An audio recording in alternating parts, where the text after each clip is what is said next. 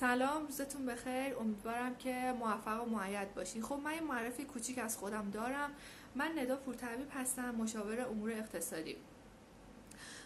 خب خیلی براتون سوال شده بود و خب چون که تعداد سوالا میره بالا، من دیگه یه ویدیو گرفتم که همه چیز رو توی یه ویدیو توضیح بدم.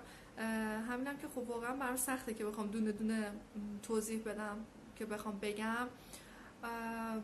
ببینید بچه ها، من از سن کم مدرس بودن رو برای خودم انتخاب کردم و اولین بیزینسی که توی زندگی خودم داشتم این بود که مدرس باشم. خب و تدریس زبان انگلیسی رو وقتی که خیلی کوچیک بودم از سن کم شروع کردم، یعنی اولین بیزینس زندگی من مدرس بودن بود. بعد آروم آروم وقتی که وارد دانشگاه شدم و دانشجو شدم، خب من رشته اقتصاد رو انتخاب کردم، اونم به خواست خودم، یعنی نه اینطور که مثل خیلی دانشگاهی قبول میشن و میگن که ما این رشته رو قبول شدیم حالا میریم میخونیم میشه دیگه وارد بازار کار میشیم حالا یه اتفاقی میافته. برای من اینطور نبود. من رشته اقتصاد رو چون واقعا بهش علاقه داشتم وارد این رشته شدم و کاملا شناخت داشتم روی این رشته و واردش شدم. خب وقتی که اقتصاد رو خوندم اونجا ما یه دروسی داشتیم که بازاریابی پاس میکردیم، مثلا در مورد کسب و کارها صحبت میکردیم یا خیلی چیزهای دیگه. وقتی فارغ التحصیل شدم احساس کردم که توی بیزینس خودم که حالا تدریس میکردم اون موقع، مثلا یه موقع یه سری خرید و فروشایی هم انجام میدادم چون واقعا دوست داشتم که کار کردن رو کلا دوست داشتم، اینکه مثلا درآمد داشته باشم، که مستقل باشم و همیشه در تکاپو باشم. اونجایی که خیلی انرژی من بالاست، دوستایی که من میشناسن میدونن انرژی من خیلی بالاست. خب به خاطر همین یه جوری خودم و این انرژی رو یه جوری حالا توی راه درستش ببرم، سعی می‌کردم که کار کنم و از این قضیه حالا مثلا تدریس بود یا حالا مثلا هر کاری که به ذهنم میومد توش استعداد داشتم انجام میدادم. مثلا برام ایراد نداشت، یعنی مثلا برام عیب نبود که بگم حالا مثلا من کار کنم، با اینکه مثلا تک فرزند بودم ولی دوست داشتم کار کردن و بهش علاقه داشتم. خلاصه وقتی که درس تموم شد، دانشگاه فارغ التحصیل شدم، اومدم با خودم نشستم فکر کردم، گفتم خب من این درس رو خوندم و از این دانشگاه فارغ التحصیل شدم، حالا باید یه بیزینسی به جز تدریس برای خودم داشته باشم. چون توی زبان من کاملا جا افتاده بودم و دیگه تقریبا میتونم بگم چیزی نداشتش که بخوام بیشتر یادش بگیرم و بیشتر توش غرق بشم و اینکه حرفه‌ای تر بشم. دیگه برام صفر تا صدش رو رفته بودم. برای من نچستم که یه کسب و کار جدیدتر که شاید بتونم بهش علاقه داشته باشم و مربوط به کار اقتصاد باشم راه اندازی بکنم. خب از اونجایی که ما تو درسمون بازاریابی داشتیم، به این درس من خیلی علاقه داشتم و یادمه که یکی از بهترین نمرات منم توی همین درس بود. کارآفرینی، بازاریابی، من اینا رو خب داشتم، اینا رو یعنی 20 گرفتم. این دو تا درس رو من کاملا 20 گرفتم. همه درسام 20 نمیشدم ولی توی این دو تا درس خیلی چون علاقه زیادی داشتم نمره‌های بالا گرفتم. بعد اومدم پیش خودم فکر کردم، گفتم که خوبه که من تو کار تبلیغات هم وارد بشم، هم کار بازاریابی و تبلیغات و اینا وارد این حوزه هم بشم. اول یه دفتر کار مد نظرم بود و اصلا فکر نمی‌کردم که بخوام وارد صنعت چاپ بشم و این کارم بخوام امتحانش بکنم. ولی یه دفتر کار مد نظرم بود، همیشه تو ذهنم بود که خب من یه دفتر کار داشته باشم که بتونم اونجا حالا تدریس زبانم رو انجام بدم، اگه لازم بود مشاوره اقتصادیمو داشته باشم و حالا کار تبلیغاتی چه ایراد داره، کار تبلیغات هم حالا انجام بدم. بیشتر تو حوزه آنلاین تو ذهنم بود، مثلا تو اینترنت، خب تبلیغات اینترنتی. یکی از ملکامو توی تهران فروختم، ریسک بالایی کردم، یعنی مثلا واقعا الان فکر میکنم شاید اگه الان بود واقعا این کارو نمی‌کردم، ولی خب موقع سنم کمتر بود، ریسک پذیریم خیلی بیشتر بود و چون دیگه هیچ چیز نمی‌دیدم به جز اینکه بخوام اون کاری که دوست دارم رو راه بندازم، اومدم یه همچین حرکتی رو خلاصا انجام دادم دیگه. یکی از ملکامو که توی تهران بود فروختم. البته من اینم بگم که بچه‌ها، من واقعا از سن کم خودم تلاش کردم هر چی به دست آوردم و نمیگم مشوق نداشتم، مشوق داشتم ولی کمک مالی آنچنانی نداشتم و هر کاری که کردم خودم بودم. خب حالا استعداد داشتم، کارامو انجام میدادم و به نتیجه میرسوندم و موفقم بودم. حالا اگه مثلا حالا ملکی چیزی داشتم، با تلاش خودم من واقعا خودم رو میرسوندم به چیزایی که دوست داشتم داشته باشم، حالا میخواد ملک باشه یا هر چیز دیگه. یکی از ملک‌ها رو خلاصه‌شون در نیارم فروختم و نشستم پیش خودم فکر کردم، البته قبل از که بفروشم پیش خودم فکر کردم که خب من باید یه بازارسنجی انجام بدم ببینم کجا کار تبلیغات بهتر جواب میده. از اونجایی که من خودم بچه شرق تهرانم، اومدم یه 2 تا 4 تا کردم، گفتم خب شرق تهرانم همچین بازار کمی نیست واسه خودش، میتونه خیلی به من بازدهی بالایی برگردونه توی کار و تصمیم گرفتم که از همین منطقه شمال شرق تهران و شرق تهران شروع بکنم. خونه که فروختم یه مغازه سمت شمال شرق تهران تهیه کردم، سمت جاجرود.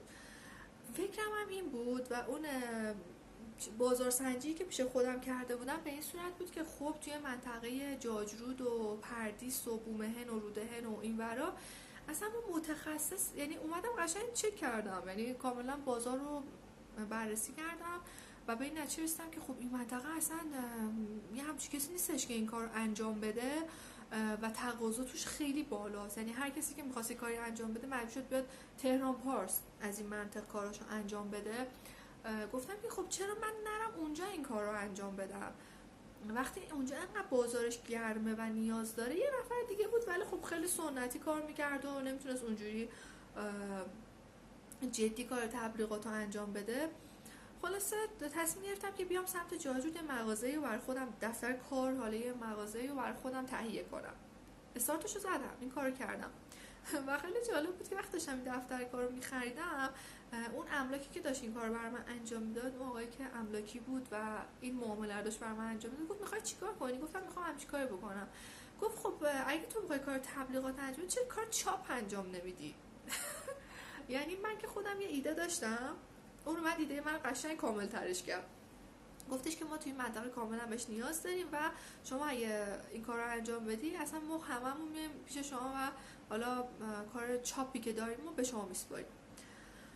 خلاصه یه جرقه دیگه تو ذهن من خورد، ولی خب داشتم به این فکر می‌کردم خب من دارم ملکی که میخرم شاید دیگه آنچنان بودجه‌ای برای من باقی نمونده که بخوام دستگاه‌های لازمش هم تهیه بکنم.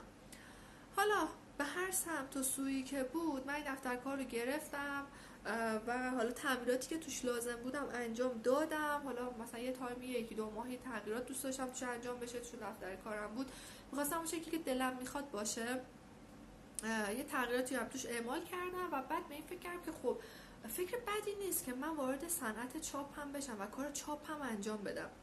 البته اینم بهتون بگم که من از قبل از اینکه این دوستمون این جرقه تو ذهن من بزنه، من با یه انتشاراتی کار میکردم از قبل. خب یعنی هم کار تبلیغاتشون رو انجام میدادم، هم که یه سری کارهای مثلا آنلاین داشتن مثل سایتشون و اینجور چیزا رو من براشون انجام میدادم و آشناییت داشتم با کار انتشارات و حالا بی اطلاع نبودم در مورد این قضیه و میدونستم تقریبا کار به چه روالی و چه جوری و اینا. خلاصه که وارد این ماجرا شدم، 1-2 تا دستگاه چاپ گرفتم. برام خیلی سخت بود چون هم یه ملکی رو خریده بودم، شاید اونقدی بودجه دست و بالم خالی بود، بودجه دستم نبود، ولی اومدم یه ریسک رو باز کردم و وارد این ماجرا شدم دیگه. دستگاه چاپ خریدم و دستگاه چاپ صنعتی گرفتم، دستگاه چاپ یه خورده سبک‌تر گرفتم که آنچنان سبک نبود، حالا اصطلاحا بهش میگفتن رومیزیه، دستگاه پرینترهای رومیزی خیلی عادی که شاید تو خونه‌های خیلی همون باشه، تو محل کار خیلی همون هم پیدا بشه. یه دونه از اون گرفتم و حالا لپتاپ و کامپیوتر و حالا هر چیزی که دیگه لازم بود و حالا برگه‌های چاپ و کاغذ چاپ و حالا هر چیزی که لازم بود تهیه شد و من شروع به کار کردم. ببینید باورتون نمیشه اتفاقی که روز اول برای من افتاد. من دفتر کار تازه باز کرده بودم، هنوز هیچ کس من تو اون منطقه نمیشناخت و اصلا نمیدونستن من کیم، چیم، اینجا اومدم، اصلا میخوام چیکار بکنم. اولین مشتری من شاید به جرئت میتونم بگم 5 دقیقه نشده بود من این دفتر کار رو باز کرده بودم. اولین مشتری اومد در مغازه، اومد تو در دفتر من اومد تو و گفتش که شما قراره اینجا کار چاپ انجام بدین؟ شما قراره مثلا اینجا کار تبلیغات انجام بدین. بعد من حاجه باشه گفتم من دفترم هنوز راه انداختم که شما اومدین دارین هم سوال می‌کنید. گفت نه لطفاً مشکلی نداره، من چون نیاز دارم که حالا کارم انجام بشه یه زحمتی بکشین این بیانیه مثلا کاری که میخوام و حالا با هم تماس بگیرین و انجامش بدین.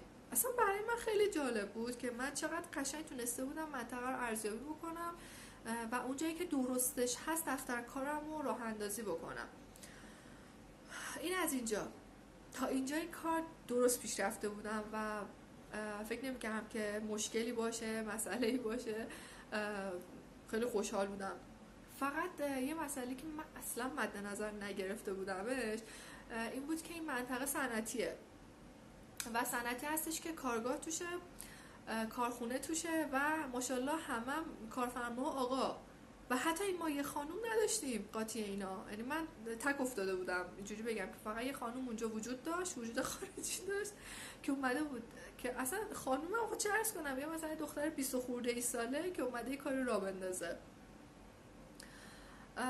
با یک قشری از آقایون که همه آلفا هستن، کارخونه دارن، نمیدونم تو صنعت چوبن یا مثلا توی کارخونه‌های بزرگ مثلا تولید قطعات خودرو بودن، یا حالا اگه کسی این منطقه رو بشناسه منطقه شمال شرق تهران رو میدونه که منطقه صنعتی جاجرود و نمیدونم سیاه‌سنگ و اینا حالا به چه صورته کلا همه آقایون هستن. یعنی اصلا اگه خانومی هم وجود داره احتمالاً به عنوان کارگر مثلا شاید تک و توک توی کارخونه باشن. البته من احساس میکنم الان 1 سالی هستش که تعداد خانوما توی این منطقه بیشتر شده به عنوان حالا مدیران و حالا سمت‌های بالاتر که کارگر حساب نشن. ولی اون سالی که من اومدم 5 سال پیش هم چیزی نبود. من تنها بودم، یعنی اومدم وارد یه قشری از جامعه شدم که همه آقا بودن و حالا براشون خیلی جالب بود که یه دختر خانومی با یه سن کم که از نظر اونا کم بود، 20 خورده سال از نظر اونا خیلی کم بود چون ممکن بود من 1/3 سن اونا رو داشته باشم، اومده و خودش مغازه خریده و خودش اومده دستگاه خریده و داره کار چاپ انجام میده. خیلی براشون شاید از یه نظر جذاب بود، از یه نظرم براشون چالش برانگیز بود شاید. و حتی خیلی وقتا میشه توی من میگفتن که فکر کردی حالا مثلا چیکار داری میکنی، یعنی اصلا علنا به من میگفتن من فکر کردی چیکار میکنی اینجا کار رو انداختی اومدی دفتر دستک باز خودت باز کردی، یه لپتاپ گذاشتی 2 تا دستگاه چاپ گذاشتی، فکر کردی خبریه؟ یعنی بدون اینکه اصلا هیچ تنشی بین من و اونا باشه. من اصلا عادت ندارم با کسی بد صحبت کنم کلا، ولی خیلی جالب بود که در دفتر میومدن توی یهو همین چیزی میگفتن و اصلا یه چالش‌های خیلی عجیب غریبی من تو اون مدت توی اون منطقه داشتم.